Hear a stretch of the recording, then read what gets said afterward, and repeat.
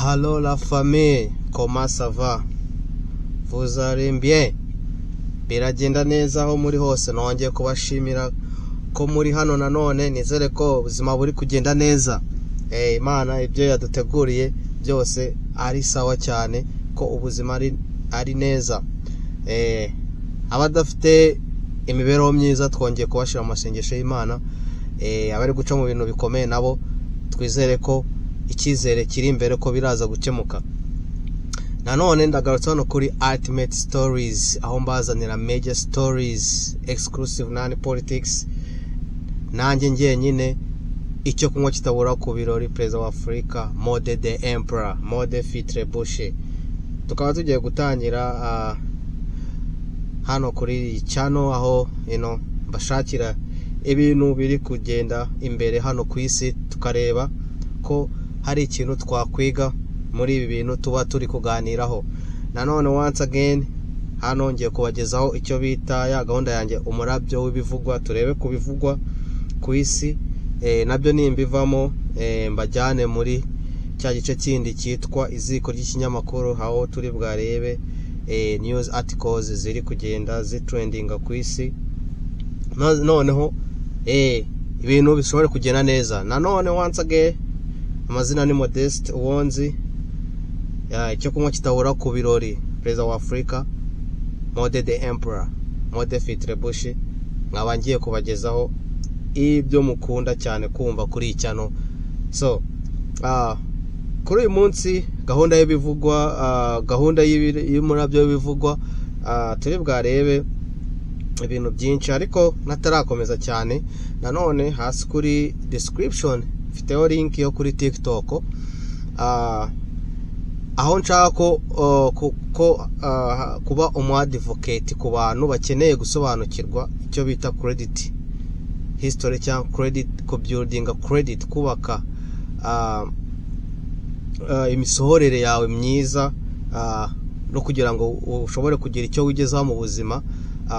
So ahangaha wubaka financial behaviors nziza cyane. So nanjye rero icyo nicyo nshiramo imbaraga cyane hano kugira ngo nyibagezeho. So waba wifuza gusobanukirwa byinshi, ufite gahunda yo gutura muri Amerika, utuyeyo uri mushyashya, ibyo bintu ushaka kubisobanukirwa, wajya muri iriya link yanjye yo hasi muri description, ugakandaho kakugeza kuri TikTok yanjye, ukama message, tukabikurikirana. So nuko rero ibintu bihagaze kano kanya, tugiye kureba ku nkuru ku murabyo w'ibivugwa. Ahangaha turareba ko ikintu cyerekeye n'ikawa, ukuntu iri kugenda, ibihugu bya Afrika biri kugenda byiteza imbere kandi byongera processing production ku ruhande rwabyo, kurusha uko byibanda cyane kuri companies zikomeye zo hanze zo muri Amerika nka za Starbucks. Kubera iyi gahunda rero ibihugu bya Afrika byafashe, companies zikomeye cyane zo muri Amerika ziri kugenda zigabanya abakozi, kuko abantu boherezaga ikawa muri Amerika cyangwa mu bindi bihugu by'i Burayi, ubu ngubu bari gufata umwanzuro wo kubyikorera. So biriya bihugu rero byari byarabahenze ubwenge, bigashoramo byose ari bo babyikorera. Ubu ngubu babonye ko bitagishoboka, none bari kugenda bagabanya uburyo imikorere yabo. Turabona ko iyi company ya Starbucks yirukanye abakozi I think 1,100, abakozi 1,100, irabahagarika rwose, kuko nta kintu bakagombaga kuba bari gukora, kuko production line yose bari barayihariye. Ubwo rero ibihugu bya Afrika byafashe uwo mwanzuro wo gusigaza production line, ku buryo bayihinga bakayisarura, isoko rikaguma muri Afrika, no kuyikoraho bikaguma muri Afrika.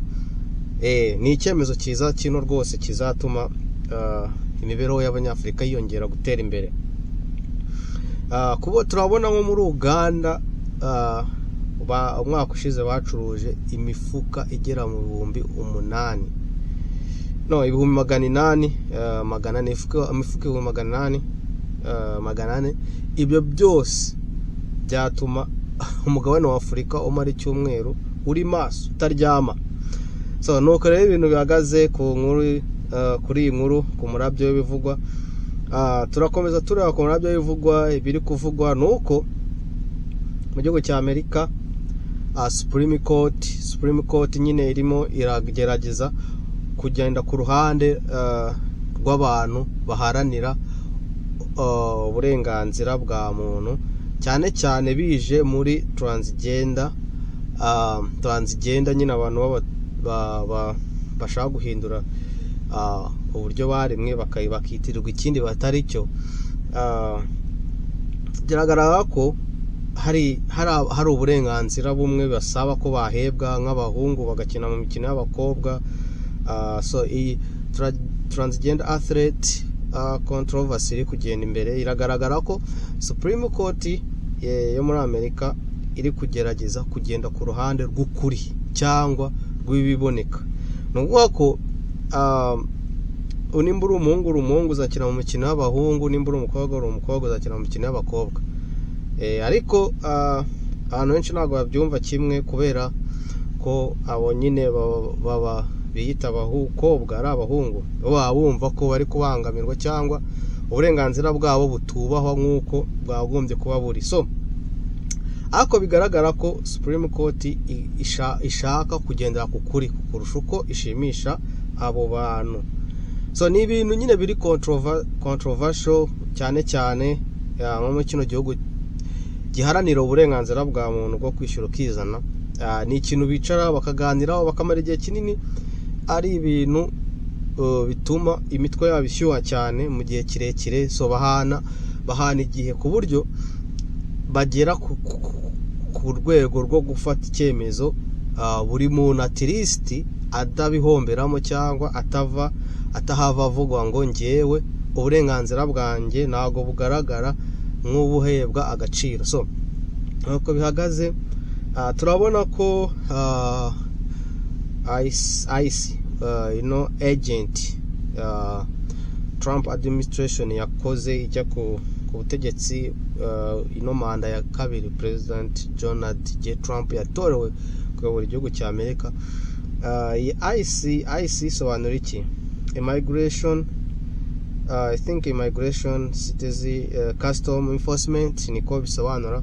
Ingi izafasha kugabanya abantu binjira mu gihugu mu buryo butemewe n'amategeko, ariko yatangiye avuga ko izafata abantu bakoze ibyaha bafite crime like criminals, abicanyi, abajura, abarapist, ibyo byose nyine nibyo yavugaga. Ariko ubu ngubu uko bintu bihagaze, ubu ngubu barimo barafata uwo babonye uwo ari we wese, bapfa kuba ni ikintu bari kwita racial profiling, bitewe n'uruhu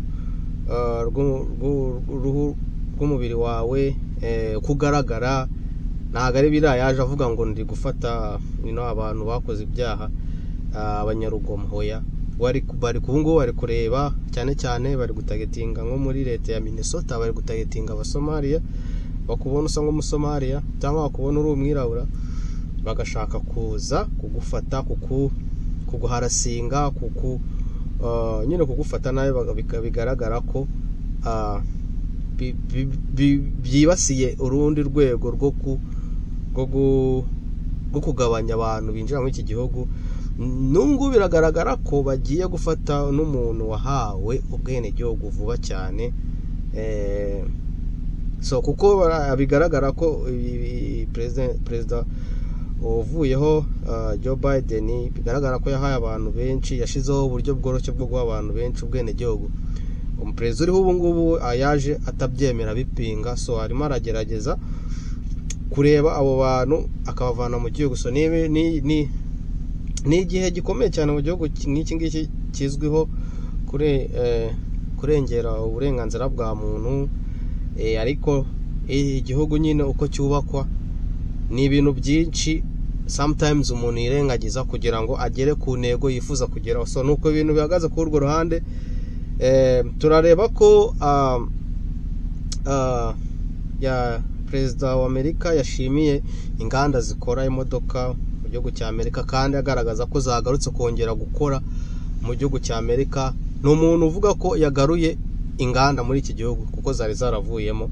yashimiye uruganda rwa Ford, ashimira General Motors, ashimira Stellantis uburyo bakomeje kugenda bateza imbere economy y'iki gihugu, bagarura inganda zikora product cyangwa imodoka muri kino gihugu. Aho yagiye gusura leta ya Michigan izwi nka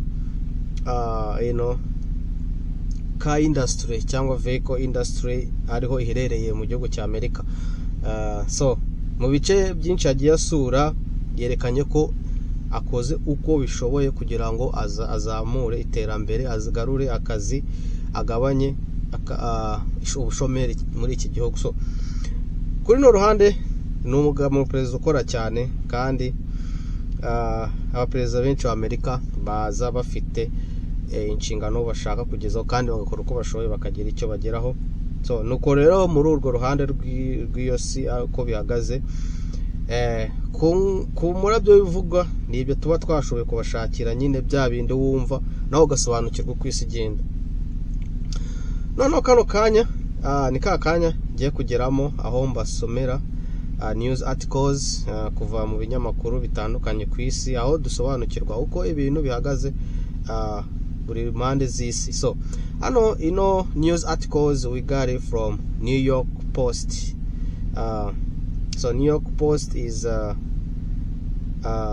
media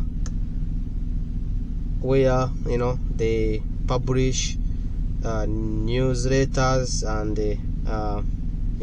people come and they read news. So here I'm going to go forward and start reading what they had to publish. Mayor Zohran Mamdani, President Trump have been texting at least twice a week as unlikely bromance blossoms. Hey, you up? Zohran Mamdani and President Trump have been exchanging friendly missives at least twice a week as an unlikely bromance between the socialist mayor and conservative commander-in-chief continues to blossom, the Post has learned. The former Astoria lawmaker and the Queens native have been chatting semi-regularly via text since their chummy White House meeting in November, discussing a wide range of topics from the toppling of Venezuelan dictator Nicolas Maduro to zoning red tape in Big Apple real estate, according to sources. Insiders with knowledge of the ongoing chat described the tone as friendly and said it only made sense that two of the nation's most prominent leaders would try to get along. It wouldn't make practical political sense for them to scream at each other in public or private, one political said, while also noting, of course, they can't appear too cozy. Mamdani would be smart to kiss Trump's ass, the source added, especially when the federal government can withhold billions from the city. Mamdani's intimate access to the White House is marked departure from the relationships of past Big Apple mayors and presidents in the recent history. Former Mayor Adams, who cozied up to Trump during his term and notably rushed to D.C. in the middle of the night to attend his inauguration last year, didn't even get the Donald's digits and had to connect with the president through intermediaries. Andrew Katzman, CEO of the strategic communications firm KSX, said it was remarkable that Trump feels so comfortable with Mamdani, but noted that the president may be looking for an olive branch with his hometown leadership. He hated Bill de Blasio, the last left-wing mayor, and probably felt estranged from the city because of it. He said He seems to feel an emotional connection with Mandani. The mayor must be totally amazed by what's happening. And Katzmans believes Mandani's base of Democratic Socialists of America members who openly despise the Republican White House will likely give their lefty leader a pass for his newfound friendship with the press. The bonding bromance between Adams' successor and Trump was sparked in November after Mandani clinched the mayoral election and called the White House for a meeting. Most expected annual outcut fight between the political polar opposites, but were left dumbfounded when Zhu and Du appeared in the Oval Office with grins on their faces. He's different than your typical guy, a beaming Trump said of Mandani after the pair met behind closed doors for nearly an hour. We have one thing in common. We want this city of ours that we love to do very well, Trump told reporters. The president even jumped in when reporters asked Mandani if he still thought Trump was a despot or a fascist. That's okay, you can't just say yes, the president said, patting his honor on the arm with a smile. That stunning sit-down and apparent ongoing honeymoon came after the two New Yorkers spent a year hurling insults and threats, with Mandani vowing to be the president's worst nightmare and Trump threatening to cut billions in federal funding to the Big Apple and send in the National Guard if the socialists won. Mandani's charminess with Trump could also be a play out of Governor Kathy Hochul's book, as the governor crowded that she gave the young new mayor advice on getting into the president's good graces, though possibly not in his DMs. I told him I thought he did everything he needed to do to make sure the president has confidence in his leadership, Hochul said after the incredible Oval Office meeting. But like Hochul, who stood the line between productive calls with Trump and public opposition, Mandani has been sending more than smiling emojis to Washington. Arizona said he called Trump to express his opposition after the White House ousted Maduro on January 3rd and sent the dictator to the federal lockup in Brooklyn. Both the White House and City Hall declined to comment. Yes, that's the news I had to read for you from New York Post. It's one of those articles that are really interesting to read and for you to hear. So this is basically two prominent and great leaders trying to build their city where the citizens or the dwellers will thrive in their lifestyle. So ubutegetsi nyine aho buva bukagera ugomba gukorera abantu. So turabishima hano kuri The Ultimate Stories. Hano niho tubazanira major stories, exclusive non-politics.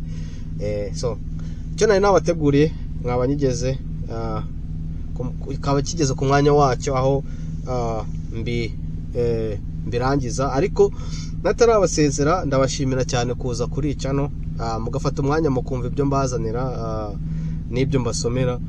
Nizere ko hari ikintu bibungura mu buzima bwanyu busanzwe. So nataragenda nanone ndabibutsa hasi muri description mfiteyo TikTok link aho ushaka gusobanukirwa icyo bita credit history cyangwa to build a credit score mu gihugu cya Amerika, ufite gahunda zo kujya guturayo, ushaka kubisobanukirwa wangeraho muri DM tukabivuganaho neza tukareba ibijya imbere. Ndabashimira cyane, nkomeza kwifuriza kugira ibihe byiza, Imana ikomeze barinde. Bye bye.